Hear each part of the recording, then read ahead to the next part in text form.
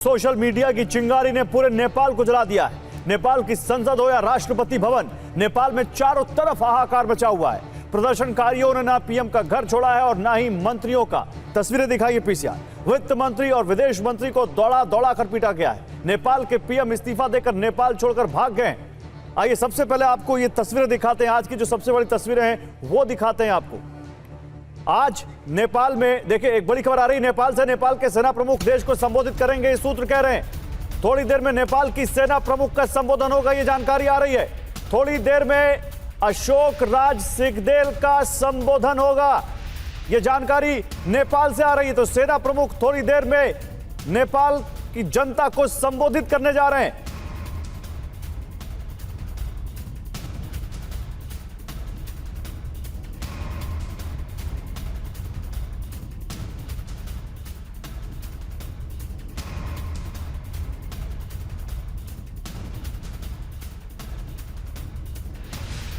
तो नेपाल की army chief का देश के नाम संबोधन थोड़ी देर में देश को संबोधित करेंगे नेपाल के आर्मी चीफ सेना प्रमुख अशोक राज सिंहदेल। क्या कहेंगे देश को, खासकर जेन जी को, अब यह देखना है, क्योंकि नेपाल पूरी तरह से जल चुका है।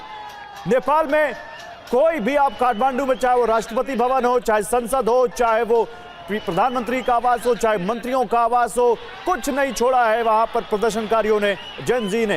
ये तस्वीरें हम आपको दिखाते हैं। ये तस्वीर देखिए नेपाल के राष्ट्रपति का, यहां पर हम आपको घर दिखा रहे हैं। लेकिन इससे पहले देखिए एक बड़ी खबर और आ रही है, एक और ब्रेकिंग न्यूज। पुलिस, सेना और सुरक्षा एजेंसियों की संयुक्त अपील। अब देखिए एक ज्वाइंट अपील करनी पड़ी है सेना को, सुरक्षा एजेंसियों को और पुलिस को।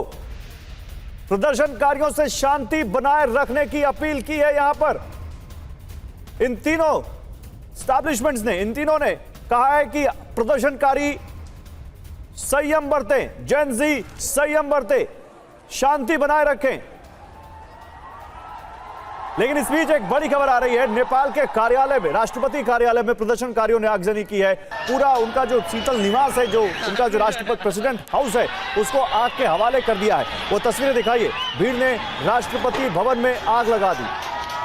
प्रधानमंत्री के घर को भी जलाया है, लेकिन राष्ट्रपति के घर में भी आग लगा दी है भीड़ ने। ये राष्ट्रपति के घर की तस्वीरें देखिए, प्लस को फुल करके दिखा देते हैं पीसीआर। पूरी तस्वीर दिखाइए, देखिए कैसे नेपाल के राष्ट्रपति का घर धू धू कर जलता हुआ। देखिए कैसे इसको आग के हवाले कर दिया प्रदर्शनकारियों ने। नेपाल पूरी तरह से इस वक्त जल चुका है, जल रहा है। नेपाल में चारों तरफ जेन जी, खासकर वो युवा जो इस वक्त बहुत गुस्से में हैं, वो जो सड़कों पर उतरे हुए हैं, ना जिन्होंने प्रधानमंत्री का आवाज छोड़ा, जिन्होंने ना राष्ट्रपति का आवाज छोड़ा, ना संसद छोड़ा, ना सुप्रीम कोर्ट छोड़ा, उन्होंने देखिए कैसे राष्ट्रपति के आवाज में आग लगा दी। लेकिन अगली तस्वीर और भी ज्यादा, बहुत ज्यादा आप देखिएगा, इसमें आक्रोश दिख रहा है, उसमें गुस्सा दिख रहा है। दिखाइए जरा, भीड़ ने नेपाल की संसद को फूंक दिया है। धू धू कर जली है नेपाल की संसद। बहुत ज्यादा विध्वंसक तस्वीर आप देखिए, कैसे यहां पर पूरी संसद को यहां पर आग के हवाले कर दिया। आज इन प्रदर्शनकारियों ने, इन विरोध की आग में कैसे इन प्रदर्शनकारियों ने, कैसे जेन जी ने नेपाल की संसद को नहीं छोड़ा। लोकतंत्र में देश की संसद को लोकतंत्र का मंदिर कहा जाता है, लेकिन उसी लोकतंत्र के मंदिर को लोकतांत्रिक अधिकारों के लिए, अपने अधिकारों के लिए कैसे इस जेन जी ने यहां पर आग के हवाले कर दिया। आप ये तस्वीरें देखिए। लेकिन आपको आज दिखाते हैं कई सारी तस्वीरें। आज की तस्वीरें जो हैं, आज नेपाल से जो आई हैं, वो बहुत बड़े सवाल खड़े करती हैं। ये संसद देखिए, ये नेपाल, और सबसे पहले टीवी ने तस्वीर दिखाई थी जब नेपाल की संसद में आग लगाई थी। हमारे संवाददाता संसद परिसर में थे, जहां से उन्होंने ग्राउंड रिपोर्ट की और आपको तस्वीरें दिखाई। पहली तस्वीर नेपाल के संसद की है। ये तस्वीर नेपाल के इतिहास में पहली बार आपने ये ऐसी तस्वीर देखी जहां संसद भवन को आग लगा दी गई। प्रदर्शनकारियों ने ऐसी आग लगाई कि संसद धू धू कर जल उठी। ये उठता धुआं आप देखिए कैसे। नेपाल के संसद की एक और तस्वीर देखिए। नेपाली संसद में प्रदर्शनकारी घुस गए, संसद की छत पर चढ़ गए प्रदर्शनकारी। नेपाल की संसद में आग लगा दी उन्होंने। नेपाली संसद के अंदर धमाके सुनाई देने लगे, सिलेंडर ब्लास्ट के, एसी ब्लास्ट के। नेपाली संसद में किस तरह से प्रदर्शनकारी घुस गए, पूरे संसद परिसर पर कब्जा कर लिया। यह उस वक्त की तस्वीर है। और ये तस्वीरें हम लगातार आपको दिखाते रहेंगे। हम दिखाते रहेंगे कि आज नेपाल में दिन भर क्या हुआ, दिखाते रहेंगे कि कैसे केपी शर्मा ओली ने इस्तीफा दिया, कैसे वो गुप्त जगह पर चले गए, कैसे मंत्रियों को दौड़ा दौड़ा कर पीटा गया। लेकिन हमारे साथ एक बड़ा पैनल है, मैं आपको बता दूं, मेरे साथ इस पर बात करने के लिए मेरे आदेश काफले जुड़ेंगे थोड़ी देर में, जो कि खुद प्रदर्शनकारी हैं, प्रोटेस्टर हैं। लेकिन डॉक्टर शरद सिंह यादव जो कि प्रवक्ता हैं जनमत पार्टी के, सच्चिदानंद मिश्र वरिष्ठ पत्रकार, जनरल जीडी बख्शी और पथिकृत पाइने जो कि फॉरेन अफेयर्स एक्सपर्ट है, वो हमारे साथ जुड़ेंगे। लेकिन नलिनी सिंह इस वक्त हमारे साथ जुड़ चुकी है, जो कि नेपाल की राजनीति को बहुत अच्छे से समझती हैं, वरिष्ठ पत्रकार है। पहले नलिनी जी के पास चलते हैं। नलिनी जी, स्वागत है आपका। नलिनी जी, क्या हो गया? 2 दिन में नेपाल की तो तस्वीर ही पलट गई। पूरा नेपाल इस वक्त जैसे लगता है कोई है ही नहीं, ना वहां सरकार है, ना वहां प्रधानमंत्री है, ना वहां पर राष्ट्रपति है। किसके भरोसे है नेपाल इस वक्त? ये आप लगता यूं है कि ये नेपाल इस वक्त देव पेंदी के लोटे की तरह है, ऐसा है नहीं। वहाँ पर सेना है, वहाँ पर प्रशासन है, वहाँ पर कैबिनेट सेक्रेटरी है, वहाँ पर चीफ सेक्रेटरी है। इसलिए मुझे लगता है कि ये हम लोग ये समझ रहे हैं। और जबकि राष्ट्रपति ने वहाँ पर इस्तीफा दे दिया हो, इससे बड़ी बात क्या हो सकती है? प्राइम मिनिस्टर ने दिया तो वो तो दिया था, लेकिन राष्ट्रपति ने दे दिया।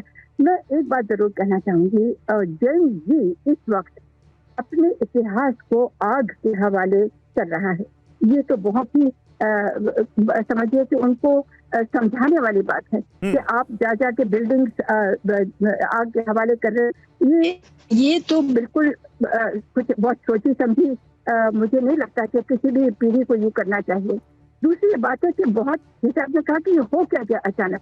देखिए, ये आपने देखा है कि जो नेपाल की जनता है थोड़ी जल्दी में उग्र होने का आपने देखा ही है। माओवादी थे और आपने देखा कि जो जितना प्रचंड ने उस मूवमेंट को लीड किया था, और केपी शर्मा ओली उसको शहरों से उन्होंने कमान संभाली हुई थी उसी मूवमेंट की प्रचंड के साथ।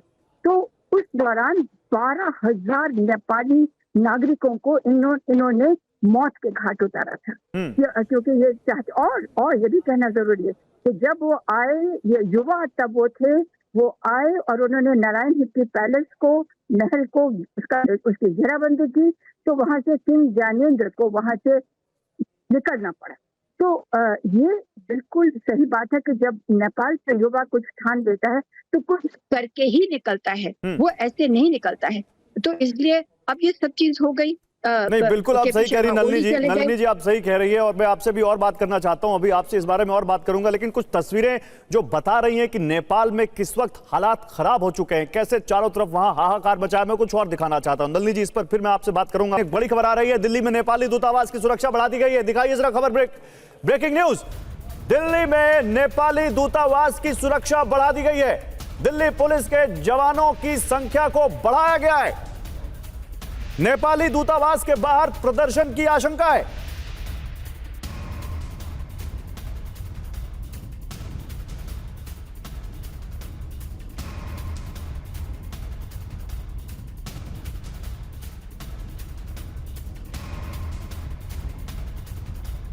देखिए, एक और बड़ी खबर आ रही है, और बल्कि खबर क्या, तस्वीरें आ रही हैं, वो तस्वीरें भी दिखाइए। नेपाल में कैदी जेल से भाग गए।